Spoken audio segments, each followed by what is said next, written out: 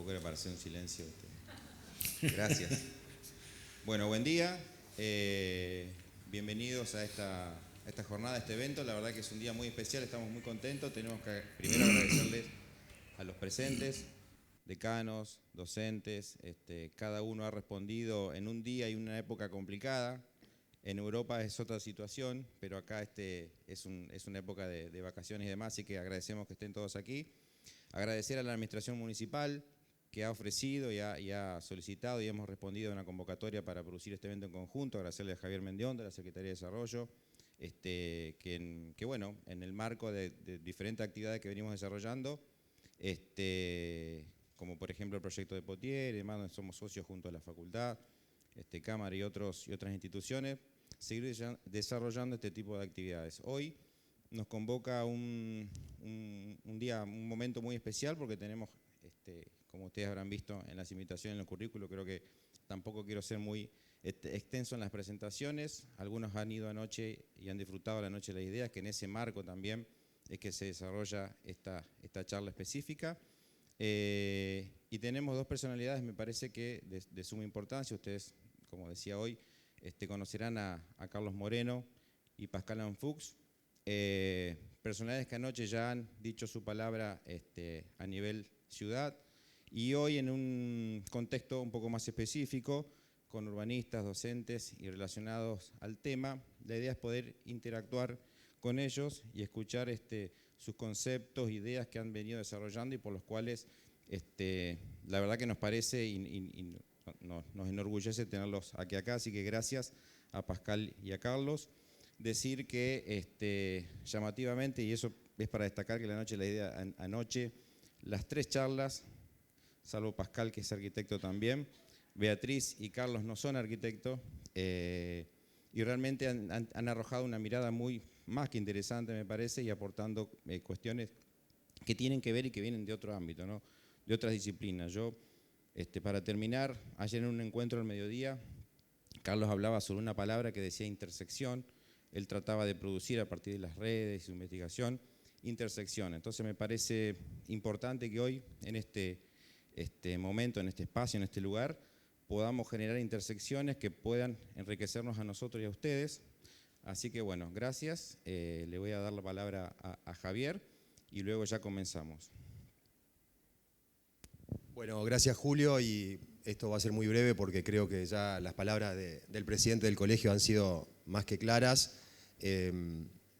La Noche de las Ideas fue una oportunidad para preguntarnos, para ponernos a pensar sobre estas ideas que, como sabemos, siempre anteceden las ideas a la construcción física y material de la ciudad. Entonces, de alguna manera, la presencia tanto de Pascal como de Carlos, pero también de Beatriz Arlo y Alejandro Katz, nos vinieron a invitar.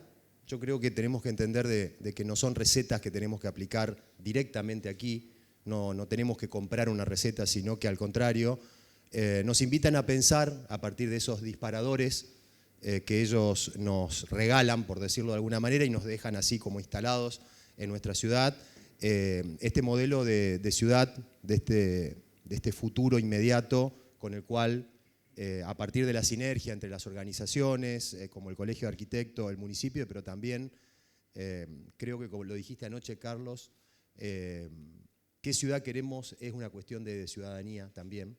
Así que desde ese punto de vista, agradecer. Esta va a ser una charla más temática, lo habíamos pensado con Julio, cómo anidaban estas ideas en el mundo más específico de los arquitectos y las arquitectas. Así que agradecerles simplemente a ambos y escucharlos. Creo que desde el punto de vista del formato de hoy, la idea era de alguna manera profundizar, porque muchos de nosotros estuvimos ya anoche.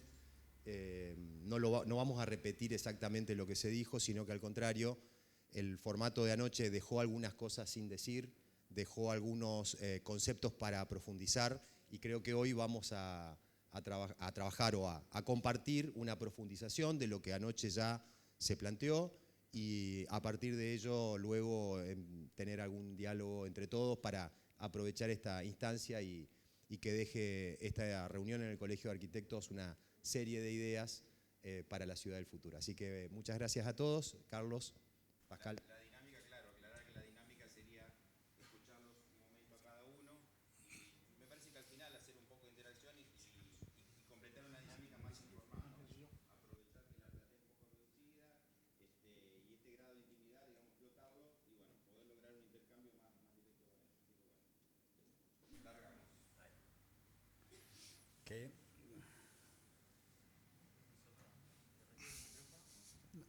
Sí, claro que tengo esta casa. Bueno, entonces comienzo, ¿no? Bueno, voy a hablar unos 15 minutos, luego Pascal para tener un tiempo de intercambio. Simplemente voy a colocar mi cronómetro para retenerme, por lo tanto, en la palabra, ¿no? 15 minutos. Aquí está. Bueno, primero que todo, muchas gracias por esta invitación, Javier, presidente de Sociedad de Arquitectos, Julio y Javier, bueno, la municipalidad y sobre todo a todos y todas que están aquí presentes de la profesión de arquitectura para este intercambio que vamos a tener con igualmente mi colega Pascal. Como lo has dicho, Javier, efectivamente, bueno, la viralidad del tema de las proximidades encarnado en la ciudad de los 15 minutos, el territorio de la media hora, las proximidades felices, ha llevado a que en muchas ocasiones me presente como arquitecto urbanista, pero como lo has dicho, no es el caso, ya no lucho más contra esto, pero he tratado de decirlo, ¿no? Que yo vengo del mundo de las matemáticas, de la ciencia de la computación, mi PhD es en esas áreas, pero sí trabajo ya más de 20 años solamente en los entornos urbanos, metropolitanos, en Francia y en el mundo, ¿no? Pero claro, no soy de titularidad ni arquitecto ni urbanista, pero mi aporte efectivamente va hacia repensar la ciudad, no solamente intelectualmente, pero igualmente tratando de contribuir para que hayan algunas transformaciones en los lugares donde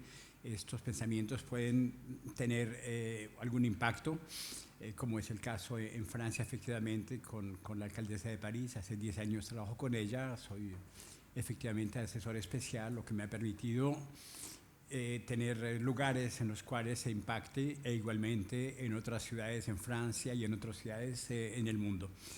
Y tal vez lo que me gustaría comentar hoy, ¿no? Hemos hablado un poco con Javier, no es tanto, bueno, repetir los conceptos que hemos posicionado anoche, que yo creo que todo el mundo participó y tuvo la ocasión de, sino ir un poco más allá de una manera más temática con respecto a esta profesión, con la intersección común, que es la de ustedes, arquitectos urbanistas, y la mía, pensamiento sobre la ciudad. Y lo que me gustaría intercambiar en estos minutos sería cómo implementar y qué prácticas, con ejemplos más concretos, se pueden tener cuando se trata de transformar la ciudad, su territorialidad, incluyendo los espacios urbanos y lo construido.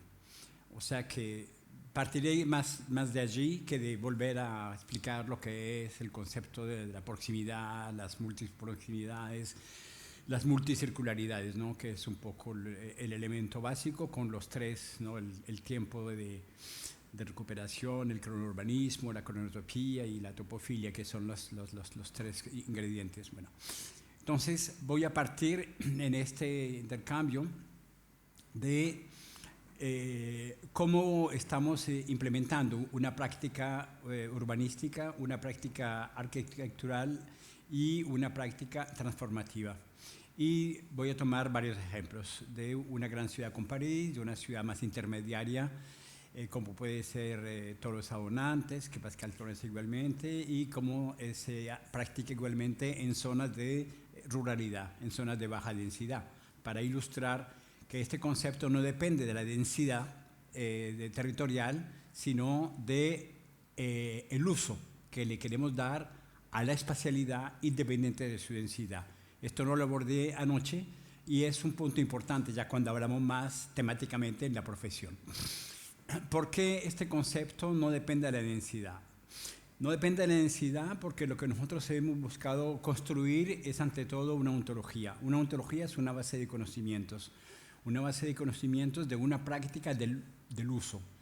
Nosotros practicamos con este concepto un urbanismo que es el urbanismo de los usos. O sea que estamos invirtiendo un poco la práctica urbanística y arquitectural en el cual durante mucho tiempo construimos ciudad y nosotros no queremos una ruptura con la construcción infraestructural de la ciudad para construir más bien ciudadanía, construir urbanidad alrededor de los usos esenciales que queremos darle y queremos que los espacios urbanos, los espacios arquitecturales, públicos o privados, estén guiados por la manera como utilizamos ese espacio o esos espacios. Por eso la primera pregunta, que fue la de anoche, es ¿en qué ciudad queremos vivir? Y cuando vamos más allá del tema y que entramos, entonces, que decimos ¿en qué ciudad queremos vivir? ¿Cómo queremos agenciar el espacio público? ¿Cómo queremos agenciar el espacio privado? ¿Cómo queremos desarrollar el acto constructivo? ¿Cómo queremos desarrollar que en ese acto constructivo se incluya el sector privado, el sector público y cómo la normatividad puede influenciar para que haya una orientación nueva hacia el uso de los espacios? Esa es la cuestión clave. ¿Cómo se traduce esto en la práctica? En la práctica, esta ontología produce 6 cosas elementales de usos. El uso del espacio para vivir, para su alojamiento, la práctica de la relación espacio-tiempo con la temporalidad de los desplazamientos laborales, el uso del espacio de proximidad para los comercios y el abastecimiento, el uso de los espacios que pueden ser virtuales o físicos para el seguimiento sanitario de la salud, la práctica del comercio de proximidad como un lugar de creación de valor económica, de valor social, y el esparcimiento ecológico para poder beneficiar de un espacio de elementos de agua, de aire, con calidad de vida. Entonces, cuando planteamos esta ontología, lo que queremos es que con esos 6 elementos, que son habitar, trabajar, abastecerse, estar en salud, educación, cultura y esparcimiento, la idea es combinarlos con estas intersecciones para creando una gramática urbana nueva. Esto es esencial. La gramática urbana es la combinación de esos elementos que simplemente son 6 verbos distintos en los cuales tenemos que construir frases que representen esas intersecciones metiéndose en el espacio público donde las municipalidades pueden tener capacidad de influencia o atrayendo el sector privado para que ingrese a esa construcción semántica con esta gramática y proponga nuevos actos arquitecturales y nuevos actos urbanísticos. Realmente el quiebre está allí. El quiebre está de salir de espacios per se, simplemente porque puedo comprar una parcela y por lo tanto construir y la vendo independientemente de donde esté, y que luego finalmente lo que se construye es por capacidad adquisitiva, puedo comprar un apartamento, puedo comprar hacer un edificio corporativo sin que haya vínculo. Un ejemplo muy concreto del que me siento muy satisfecho y orgulloso es el Instituto Nacional de Vivienda de México. Hablaba con alguien hace un minuto de DF, ¿no? Contigo. Bueno, DF, como saben, es una metrópolis casi insalvable, ¿no? Decíamos, ¿no? Bueno, porque es una megalópolis que hoy en día finalmente la gramática urbana es muy difícil de construir porque es como un caballo que se ha desbocado yendo al galope, ¿no? Pero discutiendo con nuestros amigos mexicanos desde hace un tiempo alrededor de este tema, de la gramática urbana, han tomado una medida muy concreta que ilustra esta gramática urbana con una normatividad. El Instituto Nacional de Vivienda de México ha sacado una decisión, una resolución, en el que dicen que ya no se financian préstamos para construcción de vivienda si no presentan una gramática urbana de intersección de usos sociales de servicios de proximidad. O sea que para poder presentar un proyecto de préstamo de vivienda, tiene que haber una prueba de que se va a ver un entorno de usos y servicios mixtos, permitiendo normativamente darle un empujón a estos actos de una nueva semántica que permita ligarlo. Y esto me pareció interesante, me han dicho qué piensas. Dije, bueno, realmente la implementación representa un paso adelante, ¿no?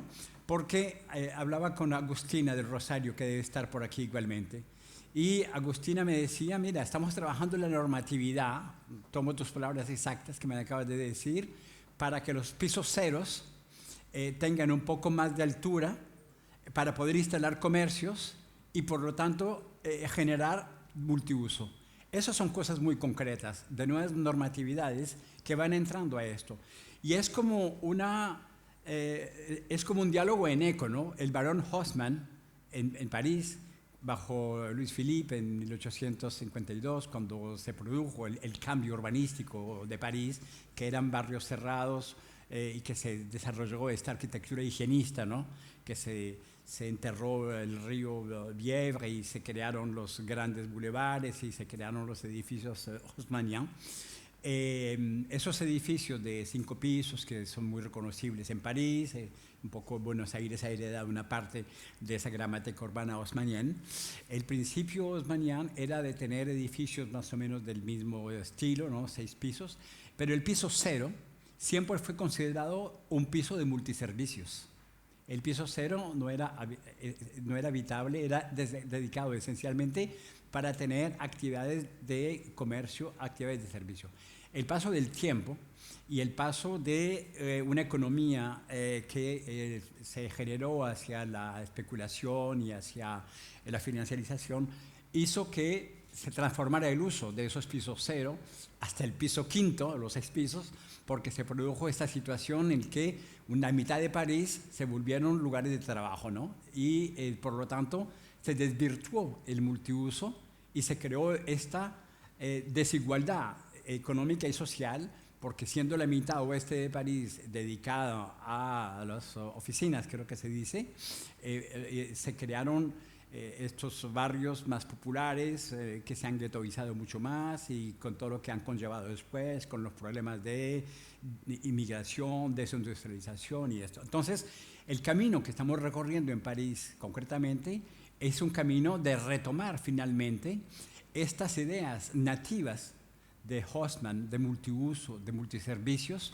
para darle cabida a esta gramática urbana en el cual su sintaxis sea una sintaxis de preposiciones. Finalmente, el urbanismo arquitectural de las proximidades es un urbanismo de preposiciones, ¿no? Las preposiciones son sobre, abajo, bueno, no sé bien en español, así en francés, adentro, entre,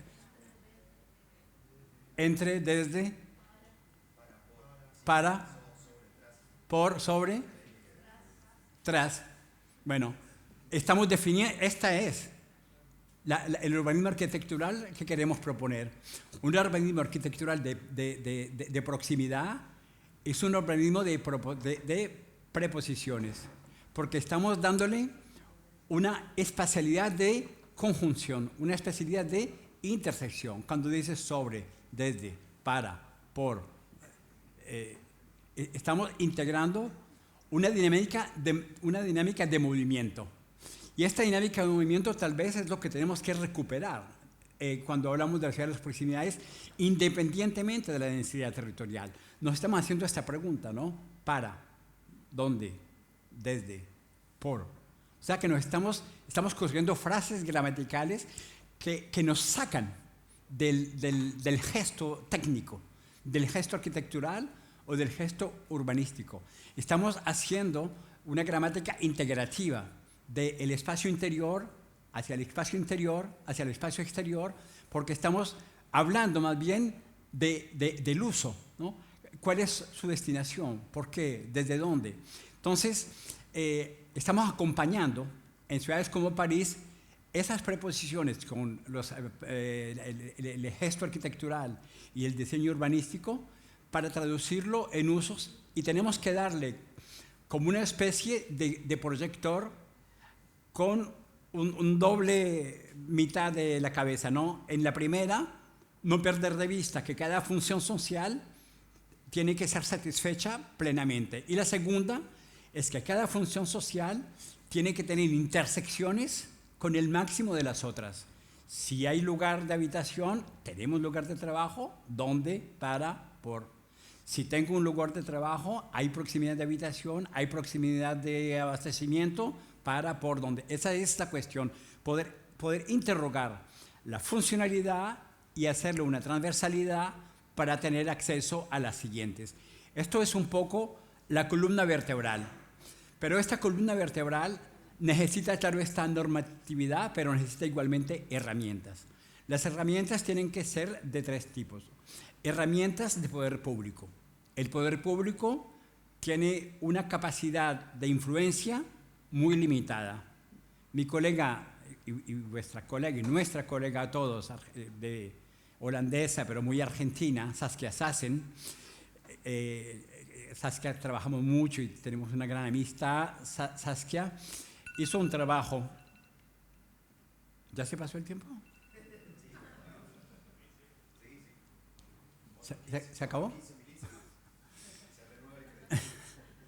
Saskia Sassen hizo un trabajo, bueno, de las múltiples cosas que Saskia hace, es un trabajo que se resume en el comparativo de 12 metrópolis, que dice a quién pertenece la ciudad.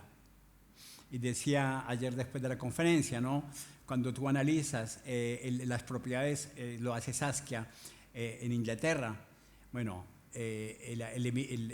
¿cómo se dice? El Emirato de Qatari, de Qatar, tiene más propiedades de edificios, metros cuadrados en Londres que la familia real inglesa, ¿no? Entonces, cuando tú quieres darle multiservicios a un edificio que pertenece al Emir de Qatar, bueno, el Emir de Qatar te dice la propiedad privada existe y, como dicen en México, toma tus caracolitos, ¿no? Entonces, nuestra capacidad de influencia como gobierno local tiene un límite que es la propiedad privada. O sea que los lugares donde nosotros podemos intervenir como gobierno local es la normatividad y todo lo que es común desde el punto de vista infraestructural.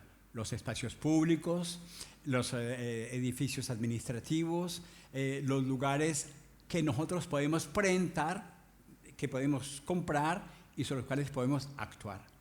Esto lleva a una conclusión y es que tenemos que tener brazos armados de la ciudad, del gobierno local, con suficiente capital para poder tener una política de inversión en metros cuadrados de la ciudad que nos permitan preservar ese bien común y que nos permitan implementar una política de intersecciones. Por esas razones, nosotros estimulamos los gobiernos locales, como es el caso en París, a tener los commercial property o real estate de ciudad, que van a manejar metros cuadrados, que van a comprar metros cuadrados y que lo van a colocar en el mercado como bien común para evitar la especulación.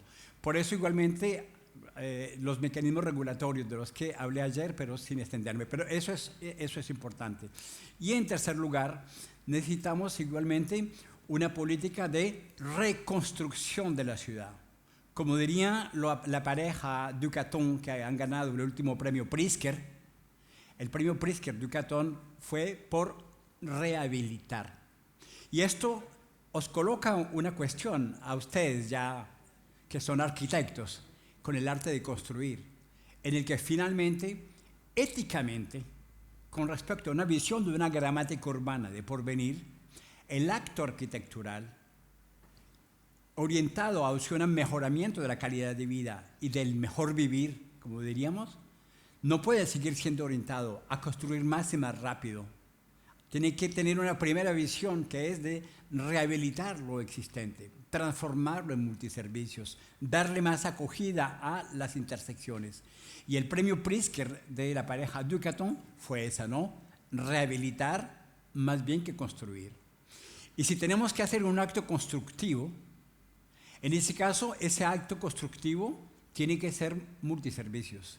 Y es ahí donde nos enfrentamos con una dificultad con las empresas de construcción, con las empresas que producen esos metros cuadrados, que tienen después de hace, digamos, 70 años de urbanismo y de gesto arquitectural moderno, un formato monofuncional en el cual se construye una torre y punto, la colocas a la venta y la gente te compra y no tienes visión del entorno.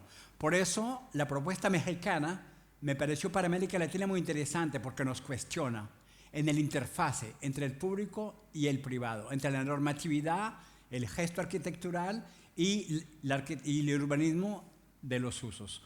Esto es importante porque tenemos que crear un diálogo con este sector privado. Esto lo hemos hecho, finalmente, a través de algo muy particular que les quiero compartir, que es el acto de pensar la ciudad con un espíritu abierto, con un espíritu crítico, inclusive para nosotros mismos, y con una manera de orientar los capitales privados hacia fuentes de intersecciones. Creo que conocen estos supermercados, el Campo, esos grandes centros comerciales, ¿no? O Carrefour, bueno, que son marcas mundiales de esos grandes centros comerciales, ¿no? de mall. Simplemente haciendo un trabajo como este, ¿no? De difusión, de divulgación científica, de una conferencia un sábado por la mañana en una ciudad del norte de Francia, donde está la sede mundial de esta familia, dueña de Decathlon, Leroy Merlin, bueno, en fin, todas esas grandes marcas. Y hablando de esto, captó la atención de alguien que me dio su tarjeta y me dijo, me interesa que discutamos de esto. Me dio la tarjeta y, bueno, se me ha perdido porque no soy muy organizado y tal. Y finalmente me han llamado. Y era uno de los grandes, ¿cómo se dice? Patrón, uno de los grandes jefes de esta empresa. Y hemos iniciado un diálogo a través de mi cátedra en la Sorbona, que duró 2 años. Y al cabo de 2 años, esta familia Mulliez, presente en 18 países del mundo, con gestos arquitecturales y urbanísticos monofuncionales orientados al gran comercio, han tomado una decisión mundial, que es crear una nueva empresa mundial que se llama NUD, que es el acrónimo de Neighborhood, vecinos, vecindario, para transformar el parque arquitectural y urbanístico de esos centros comerciales, reducirlos, hacer simplemente un pequeño centro comercial y transformar el espacio urbanístico en zonas verdes, lugares de habitación, centros de salud, lugar de cultura y centros de esparcimiento. El hecho de que esta empresa mundial, la familia Mulliez, de origen francés, haya decidido crear a nivel mundial esta empresa NUD, que hayan decidido invertir 5 billones de euros para acompañar el proceso transformativo y que se traduzca ya en realizaciones concretas en diversas partes del mundo, muestra que sí es posible invertir esta mecánica de la que estamos hablando, dándole una capacidad business a este sector, pero reorientándole hacia un urbanismo de usos. Esta empresa, la pueden consultar por internet, NUD, es un operador de servicios urbanos, de reconversión del terreno, del cadastro, de lo que se ha construido, dándole esta visión multiusos. ¿Y qué pasó? Que inmediatamente después que esta empresa fue lanzada oficialmente el 21 de enero del 2021 a nivel mundial, conferencia de prensa mundial, NUD, nueva empresa de servicios urbanos, transformación, 5 billones de euros destinados a estos procesos de transformación y esto. Un mes después, su competidor mundial, que es Carrefour, se alió con una gran empresa del mundo de la construcción para regenerar el business model igualmente en esta vía.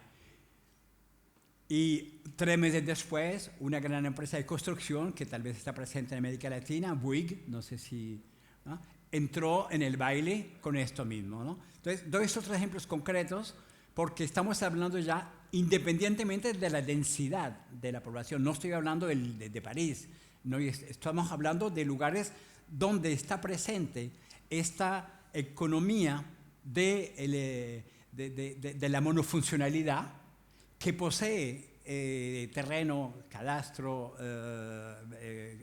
construcción, y en el cual, bajo una nueva concepción de la multifuncionalidad, claro, se crean nuevos modelos económicos. El lema de NUD es People, Planet, Profit. Gente, planeta y beneficio, ¿no? Y rentabilidad. Entonces, esto me da un cierto optimismo, porque le he dicho siempre a los alcaldes con los que trabajo, que sean ciudades grandes o pequeñas, les he dicho, mira, si no logramos atraer al sector privado, nuestros, ¿cómo se dice? Levier, nuestros palancas de intervención alcanzan un límite. Y el límite, Saskia lo ha dicho claramente, ¿a quién pertenece la ciudad? Cuando yo estoy en los Campos Elíseos, que vamos a transformar para no ser una avenida de 10 carriles, sino solamente de 4, y que todo el resto sea un gesto urbanístico, peatonal, etc. Si tú quieres tocar un clavo de un edificio, tienes el Emir del Qatar, tienes la financiera del Fondo de Pensión Americano, que te dicen, bueno, toma tus caracolitos. Entonces, hemos creado un grupo de trabajo internacional con toda esta gente. Y no tienen la misma visión urbanística y arquitectural que nosotros.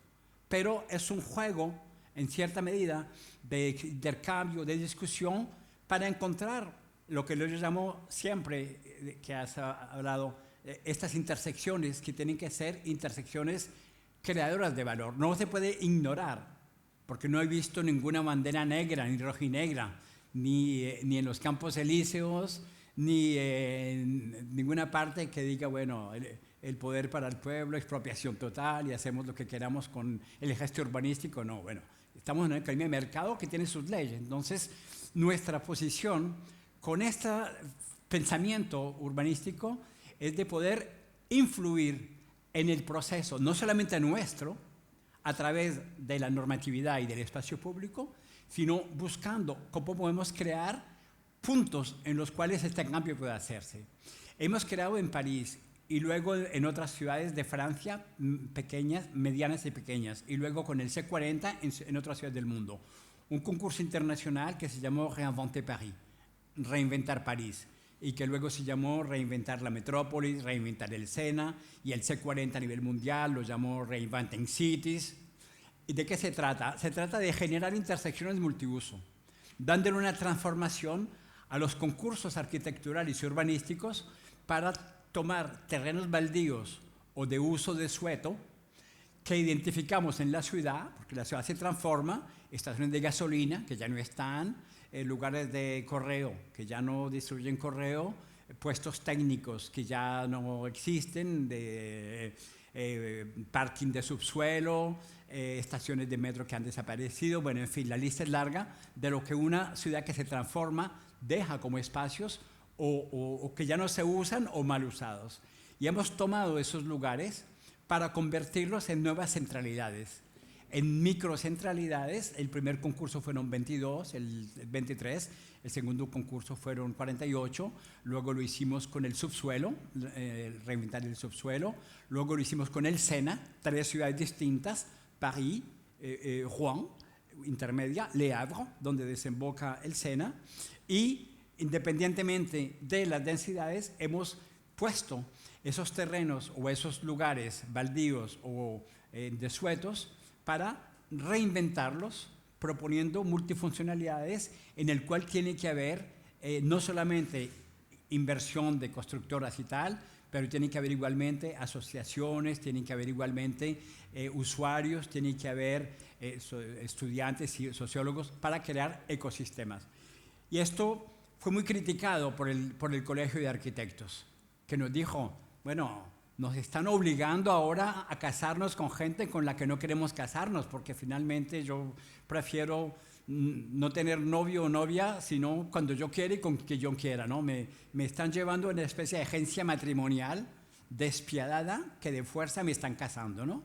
Y nos han dicho, como es un concurso internacional, además nos ponen a trabajar gratis para hacer proyectos, pero va a ser solamente uno el que gana. Y además es internacional, entonces van a llegar los grandes arquitectos mundiales y ya la France n'est pas aux Français y Paris n'est pas aux Parisiens, ¿no? Entonces, finalmente, hemos encontrado que no siendo totalmente falso esto, es necesario un cambio de actitud del colegio arquitectural y del colegio urbanístico para que este gesto multiuso pueda generarse más allá de la profesión del arquitecto o de la profesión del urbanista.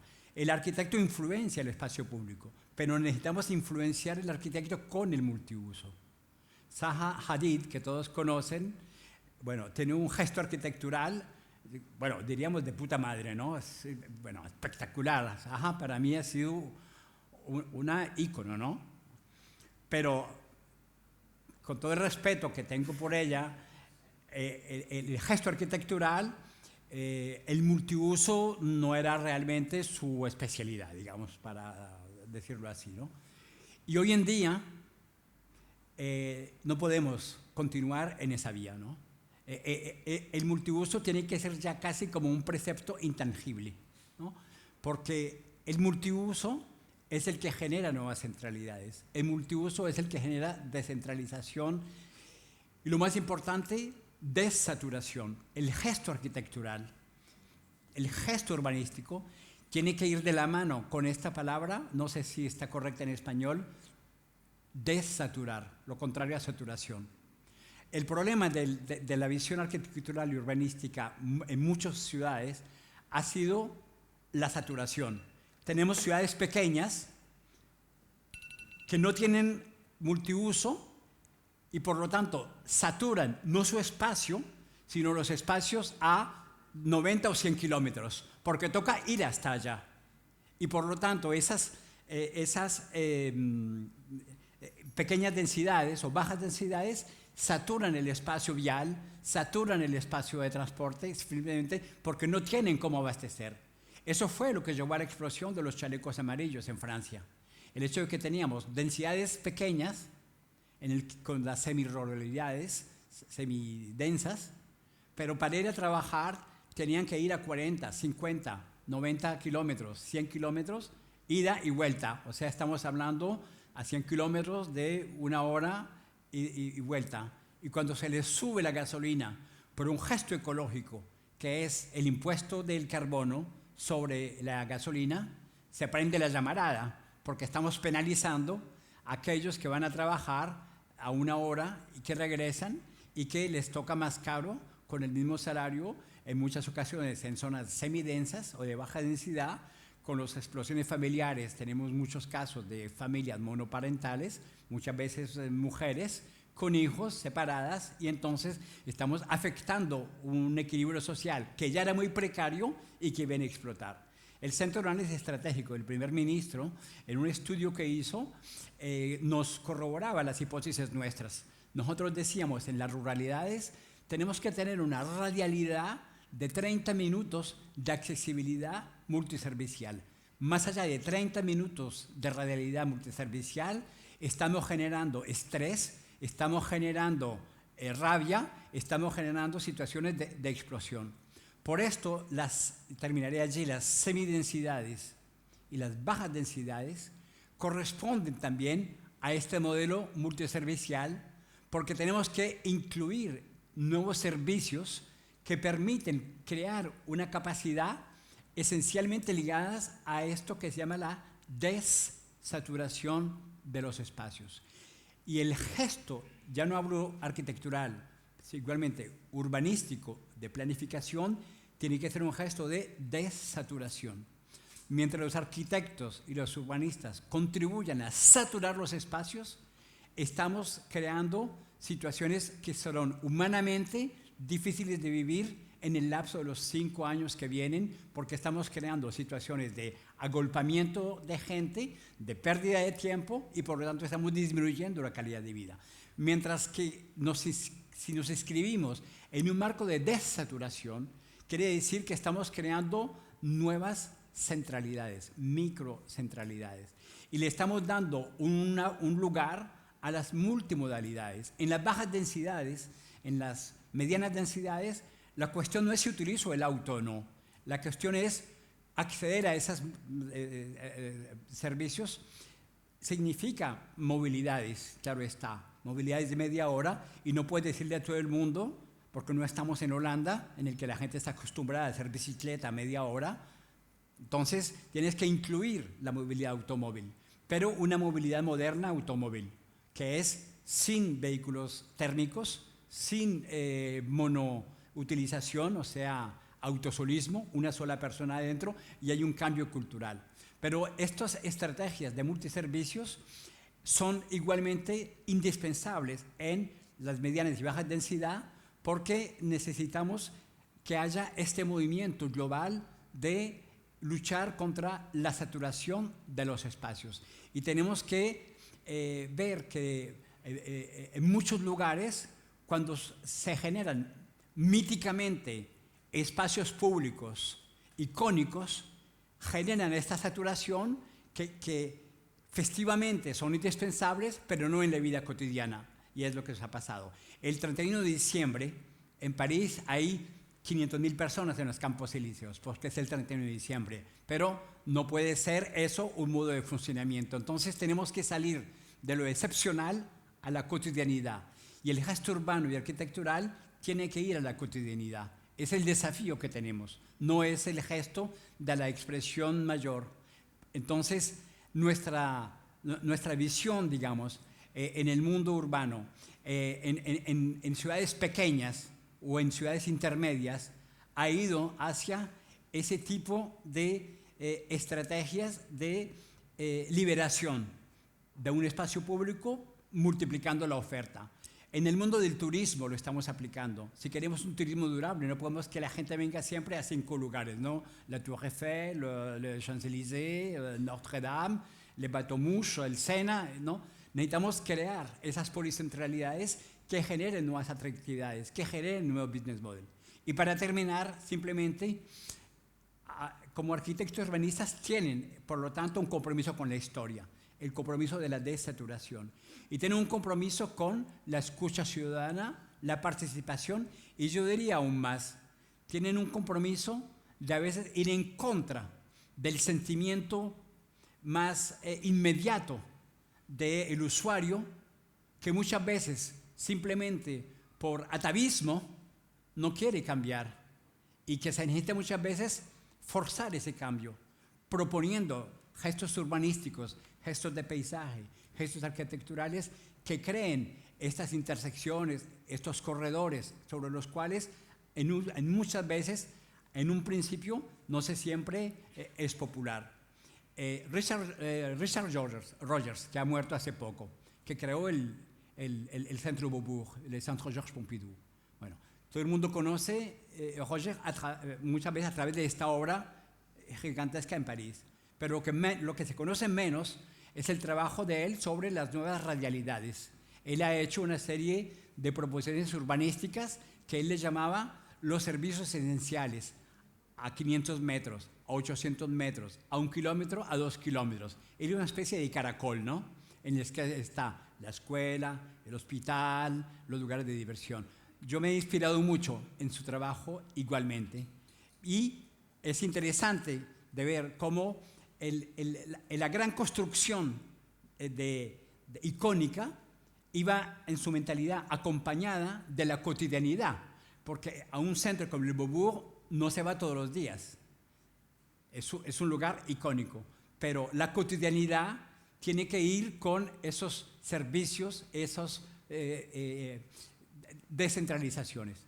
No me voy a extender más porque Pascal tiene también la palabra, pero quería un poco compartir estas ideas con algunos ejemplos concretos y liberándolos del peso de la densidad para darle más fuerza a una visión que llamamos de el urbanismo por los usos y la arquitectura de la desaturación basada en una nueva gramática urbana construida alrededor de las preposiciones.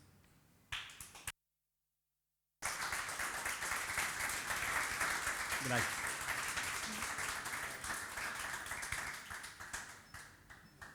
A toi. Una aclaración. Pascal no maneja el español como que abusa de su gen colombiano, así que vamos a tener paciencia. Tranquilo. Yo le ayudo. Sí. Je te traduis, hein, tu me dis. Para mí es muy difícil, naturalmente. Si yo hablaba en francés, puede hacer casi. Tu peux parler en Alors, français, je peux traduire en taré, là, si tu veux. Comment? Si tu peux parler en français, je te traduis en temps réel. Tu vas m'aider sûrement, oui. Hein? Oui. Tu vas m'aider sûrement. Je peux te volontiers, traduire. oui. Mais j'essaye un peu comme ça. Mais... Tu essayes, sinon je te traduis en temps réel, j'ai Si. l'habitude. Hein. So, no sabe cómo... Prefiero réagir. Je préfère réagir à ton intervention que raconter mes propres histoires, quoi. Ok. Prefiere reaccionar a lo que he dicho más que contar su propia historia. Sì. Penso che un momento di dibattito, non di esposizione frontale, no? Allora, mi viene un'aneddota che viene di mio padre. Mi padre dice a me, che era chicos o adolescente o come estudiante, si tu hai un progetto, per esempio tu pensi che necessito un anno per realizzare il progetto, debes multiplicar con 2 un año, calcular. Y decir, penso un año, no, es 2 años, plus 10%. Y para mí es una lección fantástica que yo dice a los mis estudiantes, y que funciona por un año, que funciona por 10 años, son 21 o 2 en realidad, o por 15 minutos. Que, por ejemplo, tú dices que tú haces una palabra de 15 minutos, tú multiplicas por 2 y tú ajustas 10%. Alors, esa es una metáfora de una teoría para mí importante, que escribe 20 años antes, sobre la distinción entre 3 modalidades de confort, ¿cómo se dice confort? De confort. De confort. Y me dice que el confort son 3 dimensiones, un poco análoga, homóloga a ma distinción de ayer sobre la motricidad, moción, emoción. El primer nivel es el confort técnico, el confort que se puede hacer una mesura. Una medida. Una medida. ¿Cómo tú dices? Medida. Medida. El confort que se puede medir. Sí. Confort técnico. El segundo nivel es un confort de contrôle, de maîtrise. De dominio. Humaine, au sens humain du terme. Oui, de dominio. De dominio. Y el tercero es un confort de reserva. Y ahora, ce que me interesa en esta representación ternaria, esa es la necesidad de trabajar a cualquier escala, una escala arquitectura, un problema técnico, un problema urbanística de escala de muy gran territorio, de pensar en las 3 dimensiones insieme. Y de, juntas. Juntas. Okay. Y de hacer el proyecto con esta obsesión. Por ejemplo, la invención de pour l'exemple du chauffage, du radiateur. La calefacción. C'est de calefacción. Le confort technique. Es un confort técnico. Es un nivel de temperatura del ambiente. Un nivel de temperatura. Alors, la calefacción. Estaba 2 o 3 degrees, después 18, hoy es 20, 21, mañana es menos para la consumación, etc. Es un nivel de referencia que es también cultural, social, una habitud, etc. El nivel de maîtrise es la invención de reglaje de la temperatura, que la persona puede choisir la temperature et régler lui-même en fonction de ses besoins. Cada cual puede manejar su temperatura arreglándola. En primer lugar, técnica, simplemente calienta o enfría. El segundo, yo lo hago el reglaje. Et le troisième, eh bien, c'est l'idée que on peut, dans la conception architecturale, concevoir une pièce qui est fraîche, une qui est plus chaude. El tercer nivel ya es de concepción de concebir una pieza, un lugar que puede ser más frío, más caliente en función de cómo ha sido diseñado. En más generalidad, un espacio que no hay uso, no hay funcionalidad específica, qui ne sert à rien, mais qui peut toujours servir. Lo que significa de tener un lugar que no sirve en un momento determinado, pero que podría servir para algo en función de su diseño, Alors, de su uso. sí. Este nivel para mí es fundamental porque se puede, es un espacio muy concreto, o un espacio de reflexión, un espacio imaginario, un espacio de simbólico. Y para mí es una relación que se puede con tu concepto de desaturación. Porque es una reserva. Cuando Javier me dice que este edificio es su obra, en la entrada yo dice es fantástica la distancia a la calle, el volumen vers la hauteur, y es un espacio intermediario, me dice, entre público y privado, sí, pero también por mí un espacio de reserva, porque de la interior, esa en profundidad para mí, que una reserva de no soy encerrada, esa una percepción, es muy importante dans el confort de esta sala. Para mí, para vosotros, también, porque al interno yo sabe que esa una reserva, que esa luce, que esa luz, etc. Alors, ese es precisamente el concepto de desaturación, pienso. Y me dice, es un contrapunto, otra manera de decir.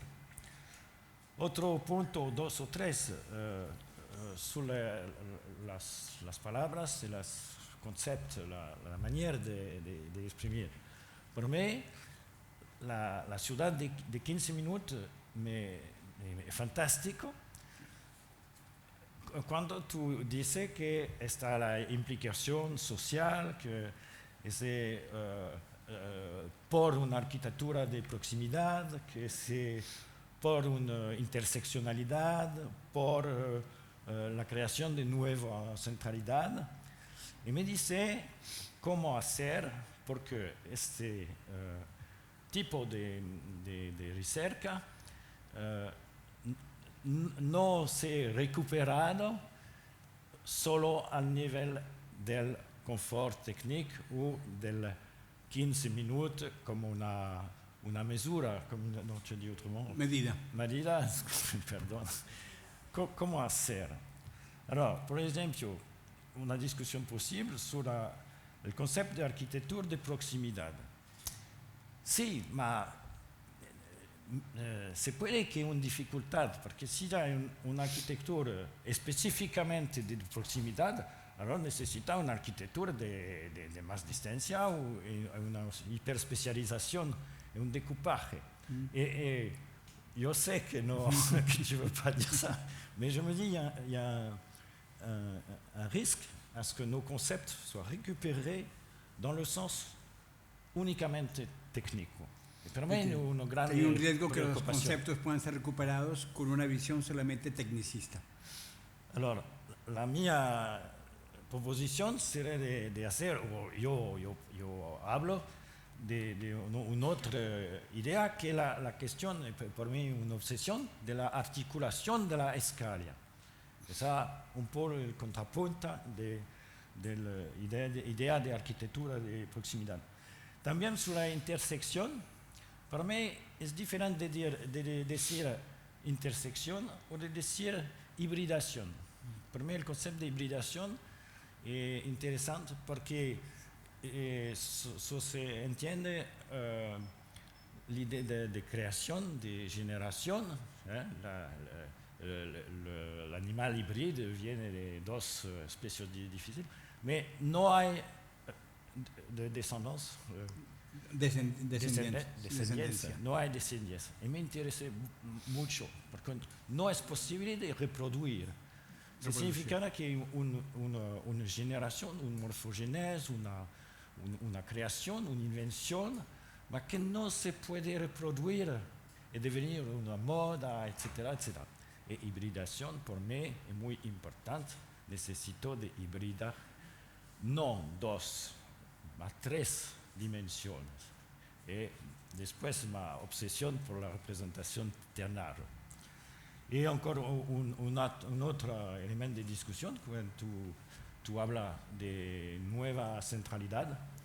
Para mí, yo veo una gran diferencia entre centralidad y polaridad. Porque centralidad, para mí, se entiende toujours, como on dit toujours. Siempre. Siempre la idea que implícitamente es una periferia, un centro, se significa que una periferia. Y después son en un posicionamiento, naturalmente, el rapport en centralité implícitamente es mejor, es bueno, es social, es simbólico, etc. Y la periferia, sí, c'est la pobreza, etc. Alors, para mí es muy difícil, porque la articulación de la escala no es sumar.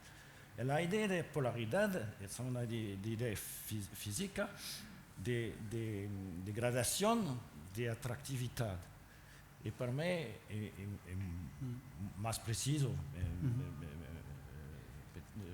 peut-être, que la idea de centralidad. Bon, stop, porque... Scusi.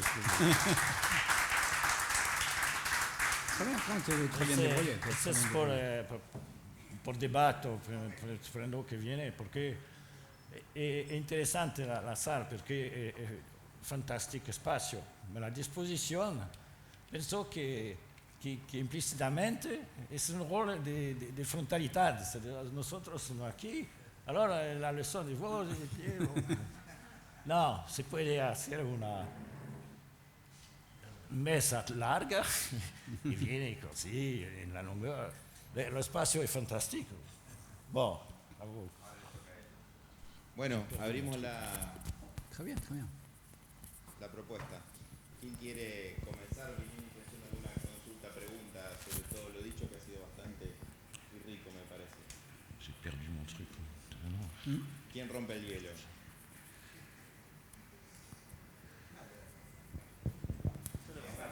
Icebreaker. Hola, ¿se escucha bien ahí? Bueno. Más que una pregunta, es una, qué sé yo, podríamos llamarlo reflexión en base a alguna de las muchas e interesantes cosas que dijo Carlos. Realmente, o sea, fue tan amplio, ¿no es cierto? Y hablamos de tantas cosas que bueno, que indudablemente mueve a la reflexión y también, como en algún momento dijiste, pide un cambio de actitud de algunas cuestiones de las que venimos dando, quizás por sentado, pero básicamente están en una suerte de ebullición. Viste, en el último libro, por ejemplo, bueno, uno de los últimos de Jordi Borja, él hablaba, ¿no es cierto?, que hay tendencias en las ciudades actuales que se mueven entre, por un lado, lo que pueden llamar el crepúsculo urbano, ¿no es cierto?, y por otro lado, un nuevo amanecer, un amanecer de las ciudades. Y yo creo que todo lo que vos nombraste, con toda la historia que viene, ¿no es cierto?, de Jacobs en adelante, está orientado, más allá de los diferentes nombres que se les pueden dar, tendencias o aportes, apuntando hacia esa forma de entender un nuevo amanecer, pensar la ciudad de una manera diferente, con todas las cuestiones que vos nombraste. Y también hablabas, acá noté, ¿no es cierto?, la necesidad en un momento de un cambio de actitud de los colegios de arquitectos. Coincido con vos, pero también podemos ir un poquito más al germen de la cuestión, porque en definitiva el colegio de arquitectos lo que hace es manejarse, trabajar con arquitectos, con profesionales ya formados. Y aprovechando que aquí somos la gran mayoría docentes de la Universidad de la FADU, y que también tenemos autoridades, por supuesto, pero más desde el punto de vista del docente que de la autoridad, está buenísimo pensar ese cambio cultura, de la cultura en la formación de los estudiantes, porque, como bien nombraste vos en algún momento, Zaha Hadid, por ejemplo, hay una lógica en el diseño arquitectónico que se reproduce, que es la lógica del objeto arquitectónico. Exactamente. Seguimos enseñando en las facultades a producir objetos y no intersecciones, sistemas de relaciones, pensar en procesos, pensar en la ciudad entera. Entonces, por un lado, eso, seguimos alimentando esos procesos. Lo que ya sabemos se denomina, quizás no explícitamente, ¿no es cierto?, no en el currículo explícito, pero sí en el oculto, lo que enseñamos en las charlas, en los pasillos, lo que sé. Todas esas cuestiones van en contra de alentar este nuevo amanecer. Por un lado eso, seguimos enseñando la lógica del objeto, ese diseño parcelario para adentro, introspectivo. Por otro lado también estaba notando que lo que nombraste también de Zaha Hadid, alentamos ese star system, la lógica de la estrella, del ego del arquitecto, que de por sí ya los arquitectos ya tenemos bastante ego, y cuando tenemos que empezar a pensar en la nueva ciudad, en las ciudades que queremos, tenemos que dejar de pensar en diseñar un monumento a nuestro ego, sino pensar en la comunidad, en la construcción de ciudadanía, como bien lo nombraste.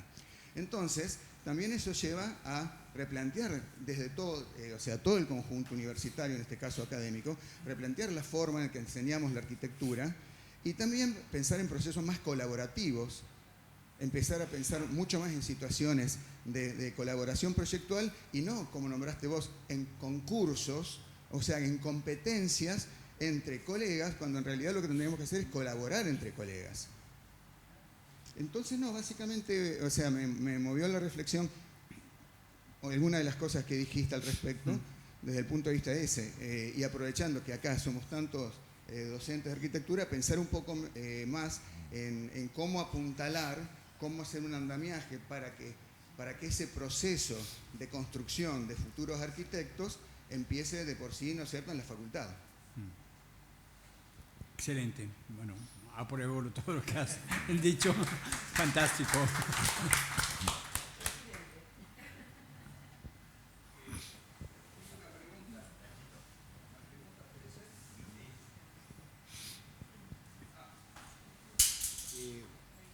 Buen día, Javier. Carlos. Hola. Hablaste del concepto de densidad, que es un tema que me interesa. No me quedó claro algunas cuestiones. Por ejemplo, las relaciones que vos planteás, a mi entender, van a variar con las densidades que se adopten en los sectores urbanos. Vos hablaste de, por ejemplo, en Barcelona, la parte antigua de 4, 5, 6 niveles, mantiene una vida urbana bastante razonable. Ahora, en sectores donde la densidad se incrementa, donde indudablemente la necesidad de equipamiento se incrementa, donde el tráfico se incrementa, ¿de qué manera, que me gustaría que vos detalles o aclares ese tema de la densidad, que vos dijiste no tiene importancia, o mejor dicho, le diste relativa importancia? ¿Tomamos varias preguntas o No, hacemos el es diálogo mejor de una hacer, vez? Okay. algunas cuestiones. Ok, vale. ¿Tu veux répondre? Ouais, tu veux... No, je pensais. No es mejor de hacer algunas preguntas y después, ¿no? Bien, tu veux réagir. Comment deseen? Ok. Sí, ok. Je crois qu'ils veulent, Vas-y. ils veulent que ça réagisse. Vas-y, parce que j'ai pas compris la question. Ils demandent par rapport aux fonctions sociales, les rapports à la densité, en donnant l'exemple de Barcelone, où la densité génère du trafic, génère de l'activité et donc beaucoup plus d'équipements indispensables en proximité. Donc, est-ce que c'est si relatif que ça par rapport à la densité? D'accord, vas-y. Bueno, gracias por tu pregunta. Sí, yo aclaro el concepto que conduce a un cierto pensamiento. Estamos hablando es que la ontología, la gramática urbana que proponemos de las nuevas proximidades, de todas esas nuevas radialidades, las descentralidades o las polaridades, como dice Pascal, consideramos que no es que no sean ligadas a la densidad.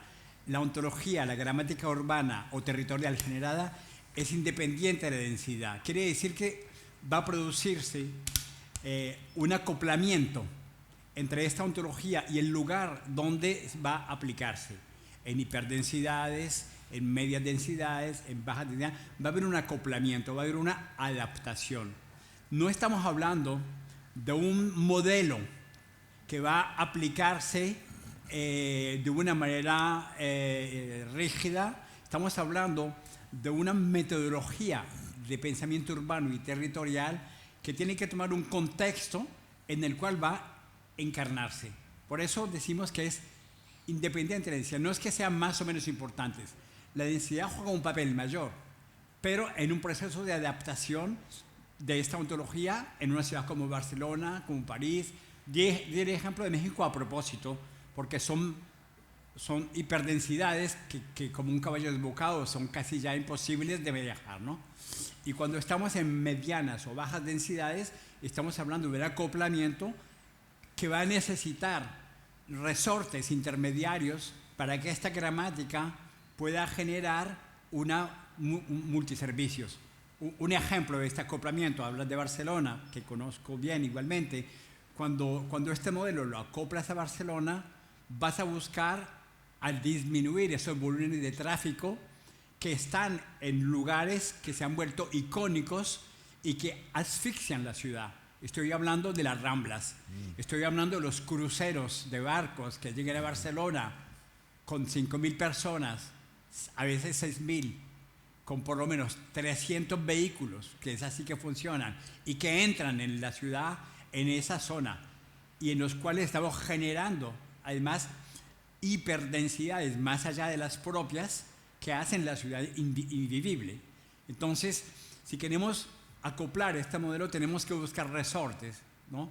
En Barcelona han buscado un resorte, que son los trabajos que conocéis de Salvador Rueda, cuando se ocupaba de Barcelona ecológica como servicio al ayuntamiento, que es el modelo de los superblocs, las supermanzanas, ¿no? La diferencia entre Salvador y la mía es que, como diría mi amigo Pascal, que ha presentado los 3 niveles, el nivel técnico, el nivel de control y el nivel de diseño. Con Salvador es un gran amigo y discuto mucho con él, pero tenemos una diferencia en el hecho que las supermanzanas es un acoplamiento técnico para disminuir ejes de circulación y buscar pacificación en lugares que son cuadriculados, porque el urbanismo de Barcelona es el urbanismo de Cerda, ¿no? El urbanismo de Cerda, que es la palabra catalana, ¿no? Urbanismo viene de allí. Es un urbanismo basado en una cuadrícula muy delimitada. Entonces, en el superblock tú puedes decir, tomo 3x3 manzanas, les saco los autos de aquí, creo un flujo de circulación y, bueno, vamos a tener más apaciguamiento, ¿no? Mi pensamiento es diferente al de Salvador, aunque confluyamos con el mismo tipo de decisión técnica. Mi idea no es de decir yo tomo 3x3, porque además hay lugares en los cuales no existe la manzana como tal, sino simplemente decir cuáles son los usos y servicios que necesitamos con respecto a el apaciguamiento de la movilidad urbana si se ofrecen servicios. Por eso hemos construido, es lo que te voy a responder, hemos construido con mi equipo en la Sorbona una plataforma digital con un motor de inteligencia artificial, de semántica, en el cual introducimos todo lo que yo he dicho, lo introducimos a partir de una cartografía digital, exploramos las bases de datos urbanas o territoriales, cogemos las infraestructuras, las traducimos semánticamente en servicios, las traducimos de nuevo semánticamente en usos, ofrecemos una visión de usos, servicios, infraestructuras y las cruzamos con parámetros que son la densidad, pero no es solamente suficiente la densidad. Tienes que introducir otros parámetros, que es cuál es el poder adquisitivo de la gente que vive allí. ¿Cuánto ganan? ¿Más? ¿Menos? No es lo mismo la densidad de París 8 o de París 16 con la densidad de París 14 o de París 12, densidades iguales, pero con un poder adquisitivo de 1 a 4. Entonces, tienes que satisfacer los servicios de una manera distinta si quieres reequilibrar la ciudad. Entonces tienes que integrar eso. No es lo mismo cuando tienes o no una estación de metro cerca. En París no hay problema porque tienes una cada 300 metros. Pero cuando estás en una baja densidad, ahí no tienes el metro. Ahí te toca buscar cuáles son las multimodalidades. Y si tienes un transporte ferroviario que no te permite entrar bicicletas, entonces no le estás dando a la movilidad de cercanía la capacidad de entrar en ese diámetro ferroviario. Lo que te toca normativamente decir, en estas bajas densidades, por definición, ferroviariamente tienen que estar las bicicletas adentro si queremos generar esas nuevas proximidades. ¿Ves? Todo eso son lo que llamamos acoplamiento. Y además, tienes que introducir, y lo hacemos nosotros con nuestra plataforma, introducimos los perfiles. Porque los 15 minutos del adolescente de 15 años en París no son los 15 minutos del adolescente en un pueblito de 200 habitantes. Y la pareja y la señora embarazada que el marido se fue, o que simplemente decidió vivir sola, o la persona de edad. Entonces creamos una serie de perfiles que cruzamos con estos parámetros que hablamos de densidad, de promedio, de impuestos, y lo volvemos a cruzar matricialmente con los servicios, y de ahí buscamos 3 indicadores que son mi calidad de vida, mi satisfacción personal con mi familia, con mis seres queridos, mi satisfacción social con mi vecindario y colegas de trabajo, y mi satisfacción planetaria con la ecología de mis gestos que practico y la alteridad con aquellos que no conozco. Eso ha conducido a que hemos creado un nuevo indicador que se llama el indicador de la alta calidad de vida social, que es una matriz de funcionalidades, las 6, intersecciones con los parámetros salidos del territorio en el que se está, densidad, promedio de ingresos, isocronías y tal, y luego lo cruzamos con estos indicadores que les llamamos de responsabilidad circular. Y esto nos da unas tendencias que permiten al sector público, al sector privado, de interpretar en ese contexto cómo manejarse.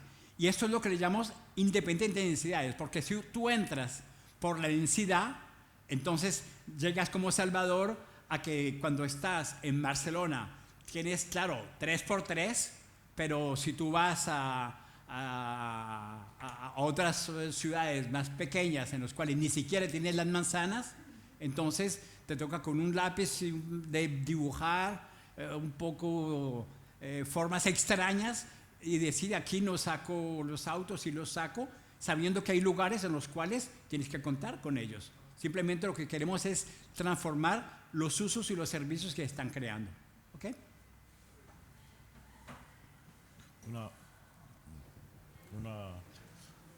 Una palabra solo. Estoy totalmente de acuerdo con la representación entre la densidad y la mixidad, el nivel del social, etc. El ejemplo de las Ramblas increíble hoy, simbólico mundial, porque no hay cero mixidad sobre las Ramblas de Tresur. Leí una estudia sociológica que mesura los pasajes sobre las Ramblas, y 95 o 97 personas son extranjeros. Es nada, cero residente. Hoy con la problemática de la, ¿cómo dire, de locación, BNB, etc. Sí, gentrificación también. Las propiedades no hay residentes en el centro, porque exclusivamente hoy BNB, etc. La única palabra además es la noción de intensidad. De intensidad que la dimensión simbólica, la dimensión sensorial del cuerpo, porque el sentido de densidad, cuando es el positivo, es una percepción de ambiente en la ciudad. El ambiente en español no es ambiance, en francés, y más fenomenológica, y más la cuestión de la luz, de la percepción estética, en el sentido etimológico de ce qui me touche, que me tocar.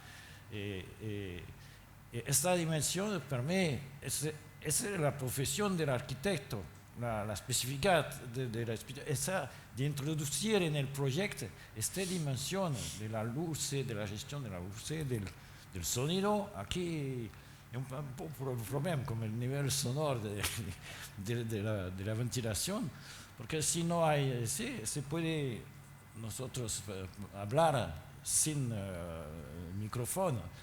En el espacio público de la ciudad es la dimensión sonora es muy importante, son pequeños espacios, grandes, no es mejor uno que el otro, es la formación de un ecosistema, de la diversidad, del tipo de espacio público a distancia diferente, etc. Alors, toujours la même manera de pensar. Quiere decir, la densidad, ok, es un nivel de mesura, la densidad, ok, es un nivel de interacción social, de mixidad, etc. Y si la Ramblas deviene un extranjero, una catástrofe. Y la tercera dimensión, que es la calidad específica que el arquitecto puede introducir o debe introducir, es la dimensión de la intensidad intersensorial y del sentido, en todos los sentidos de la palabra sentido, semántico y sensorial del proyecto arquitectural, urbano o territorial. Perdón, sería como bajar la intensidad de la densidad como indicador que siempre los urbanistas hemos utilizado. Es así.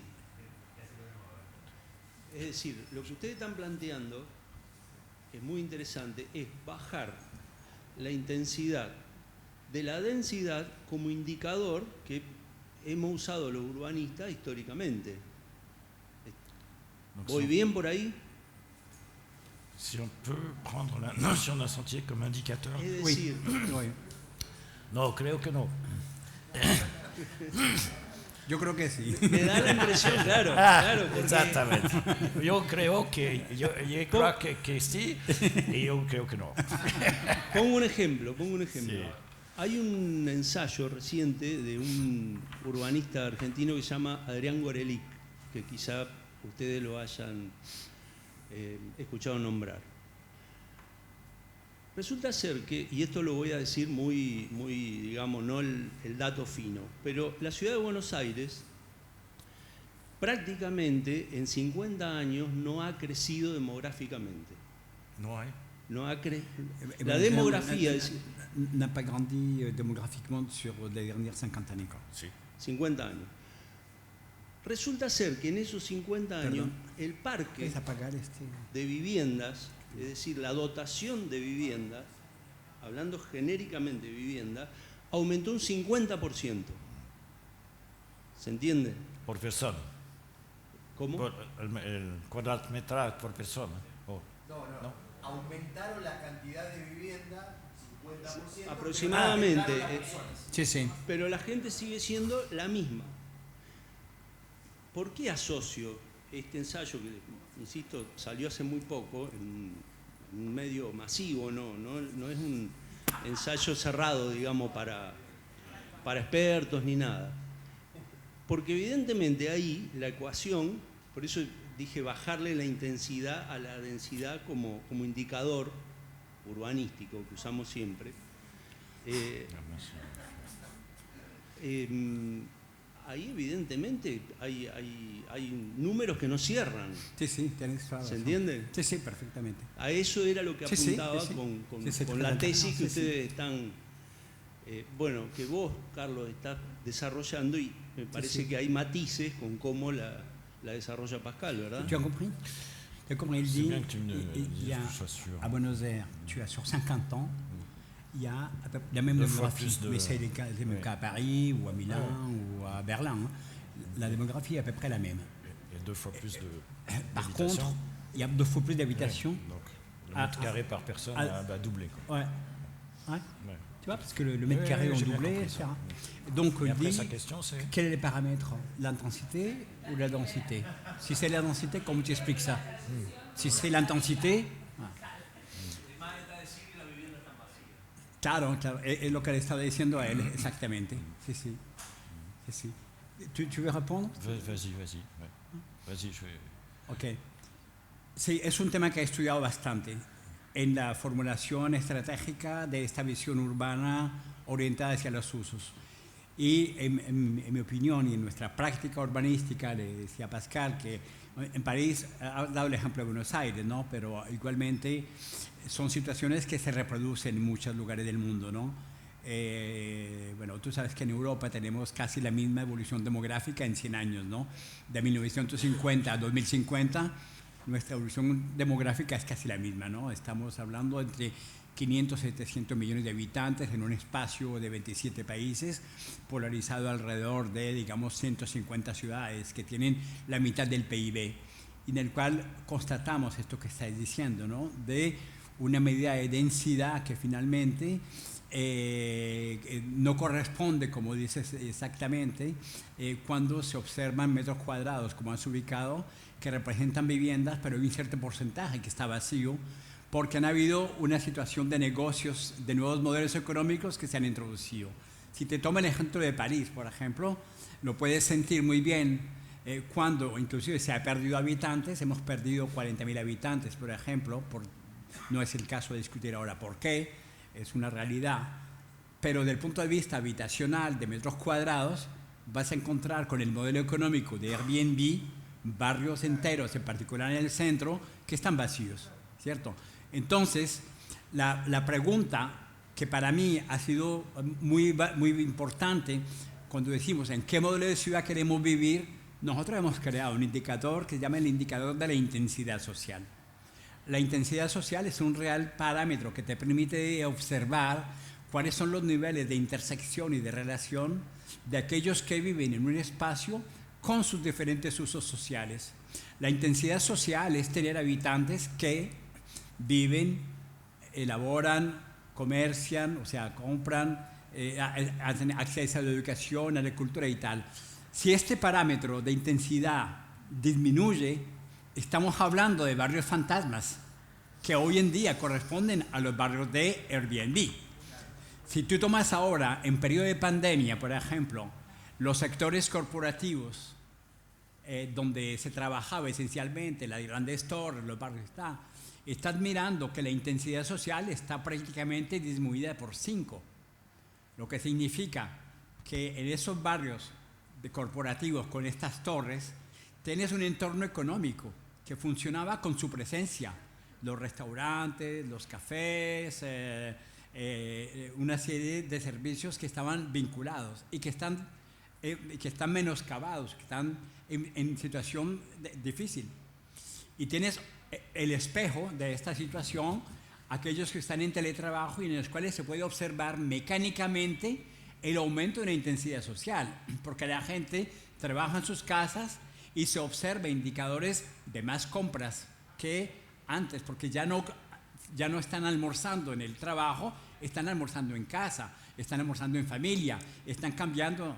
El cine del barrio tiene una capacidad de frecuentación, porque al cine puedes entrar sin máscara y te ofrece un espacio de respiración en todos los sentidos del término, sensorialmente e igualmente a nivel intelectual. Entonces, lo que tú dices de la intensidad social, yo peleé mucho en Francia, porque cuando se habló de la pandemia, se hablaba de distancia social.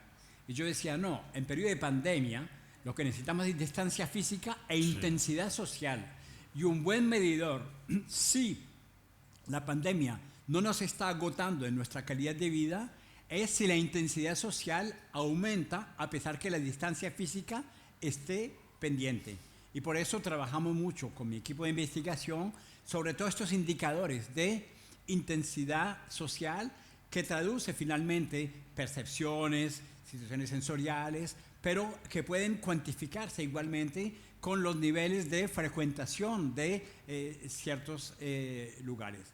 Después, hay un elemento muy interesante que encontramos, y es que en situación pospandémica necesitamos que la intensidad social se refleje en indicadores muy concretos de proximidad, como decía, de comercio y tal.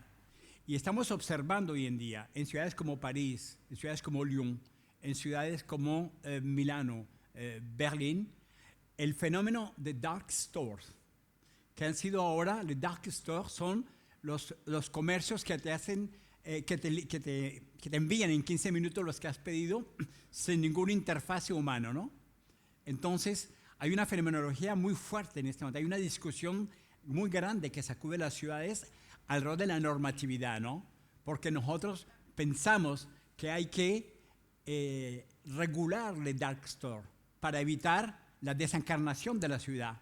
Porque entonces ya no vas a hacer tu compra en tu proximidad, lo pides por aquí y el dark store te lo envía y entonces la intensidad social disminuye aunque aumente un cierto consumo, ¿ves? Entonces necesitamos cruzar la espacialidad territorial de la proximidad de tus servicios con esta intensidad de los servicios para encarnarlos como tal. Y por eso yo creo mucho a la intensidad social como uno de los mejores medidores hoy en día de la vía en que estamos llevando a una proximidad encarnada, ¿no? Porque el peligro que tenemos con la pandemia, la pospandemia, es que lleguemos a una proximidad desencarnada, que se convierte en que no vas al cine, tienes Netflix, no vas a comprar libros porque los traes por Amazon, ya no haces tu compra en supermercado porque haces el dark store.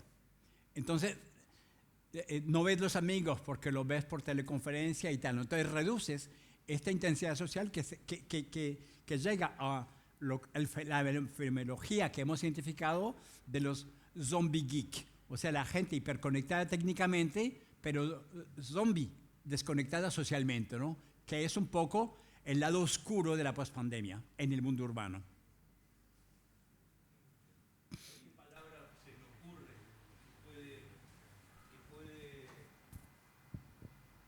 Como concepto, digamos, ¿no? Vos hablas de intensidad social, quizá pueda ser el concepto de vitalidad. Claro, sí. Porque ahí estás mezclando, intersectando cuestiones como lo planteás vos. Sí. Por eso nosotros incluso llamamos una vitalidad que puede ser falsa, como puede ser el barrio gótico en Barcelona. Digo, totalmente falso de acuerdo. En términos de gentrificación, de que la gente que está ahí, alguien dijo, creo que vos, Pascal, 97% no pertenece al lugar. Sí. Puede ser, ¿no? Vitalidad. Para mí la diferencia entre Carlos y mía sobre las palabras es que por mí no hay posibilidad o no es interesante de decir intensidad social. Por mí, al nivel social, la problemática es de la mixidad, de la interacción, etc. La palabra intensidad, por mí, es puramente sensorial. Ma son discusión semántica, ma penso que es una implicación sobre la manera de hacer un proyecto. La teoría de tres confortes, por ejemplo. Yo invento después una experiencia personal de 6 meses de vida en una familia chinesa en China, en Shanghái, en 1986. Es un periodo où en Shanghái está niente automóvil, cero automóvil, solo la bicicleta está.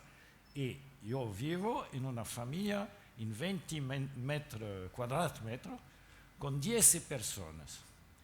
Y yo vivo esta situación, naturalmente, totalmente novela por mí, que viene de Suiza, de Francia, etc., muy bien. ¿Por qué? Porque yo viene a trabajar, etc. Y yo había una pequeña plancha por diseño con Rotring a la época, etc. Y un papel calc grande de 50 centímetros a 2 o qualche cosa. Y yo no sabía a dónde posar para el papier, etc. Et j'ai posé, comment on dit,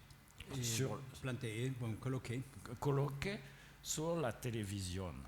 Et la télévision en la famille, et ça, muy rare, c'était très rare d'avoir une télévision. Era muy escaso.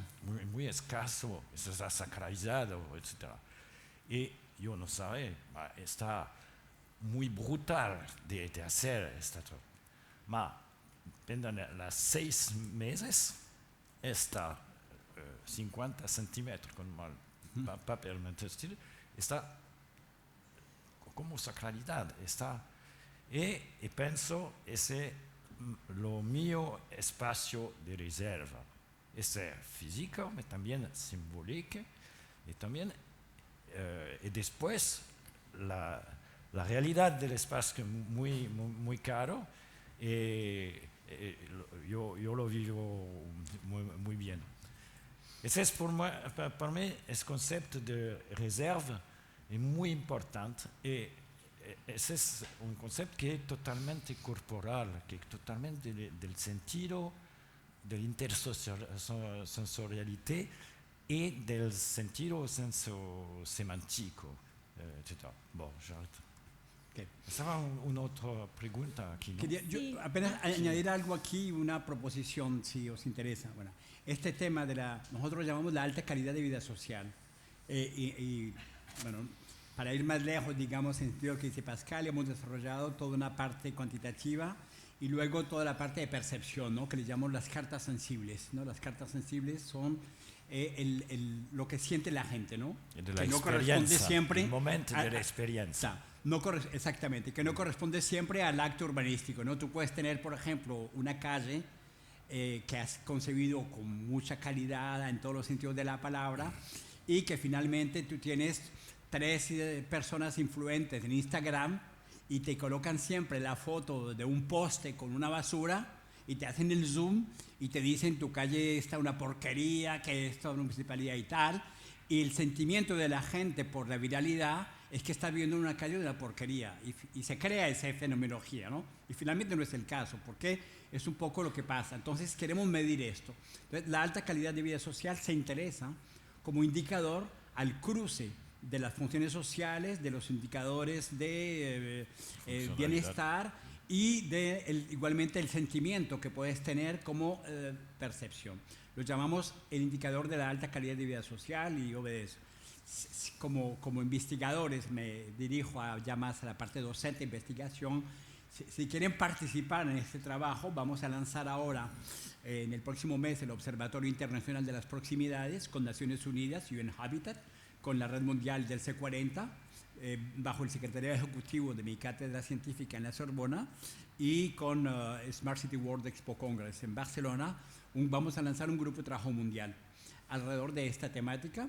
Y simplemente los invito, si quieren profundizar este tema, apropiarse de él, tomar la plataforma digital y hacer experimentaciones aquí en Santa Fe o en donde quieran, está completamente a disposición y podemos retroalimentarlo. Vamos a sacar un libro blanco en 15 días, en francés, inglés y español, que se llama Reflexiones sobre la calidad de vida social, en el cual pasamos en revista los indicadores sociales de vida urbana y territorial a nivel mundial de los últimos 30 años e integramos nuestra proposición de indicador de alta calidad de vida social acoplados con UN Habitat, de United Nations Habitat, que entonces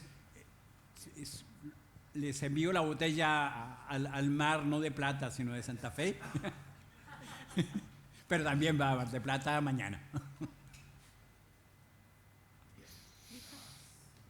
Sí, buenos días. Quería consultar sobre lo que dijiste cuando hablabas de los dueños de la ciudad, que me pareció súper interesante y súper trasladable a otras ciudades que están tan distantes como la nuestra, y de las herramientas que necesitaba el Estado para poder fortalecer su rol y su poder. Me impactó que uses la palabra poder también y es así.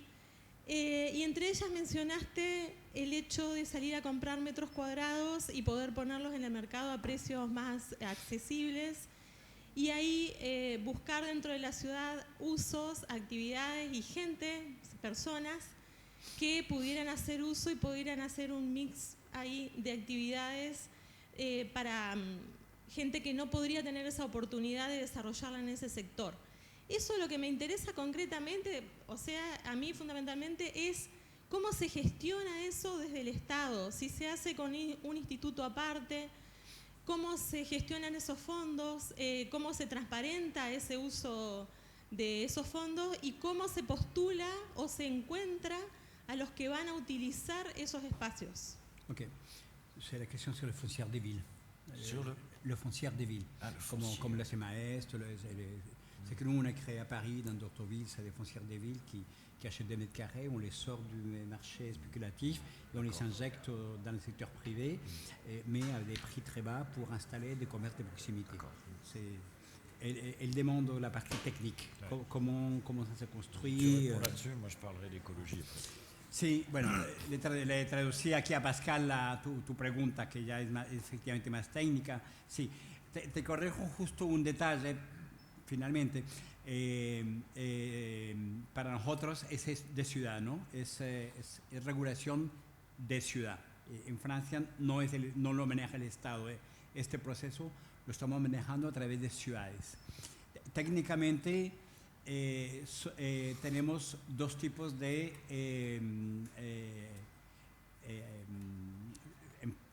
empresas, llamémoslo así, ¿no? Que son capitalizadas por la ciudad, 100%. O sea, es una agencia empresarial con su equipo de management, director, ejecutivos, tal, ¿no? Es una empresa que está en el mercado competitivo.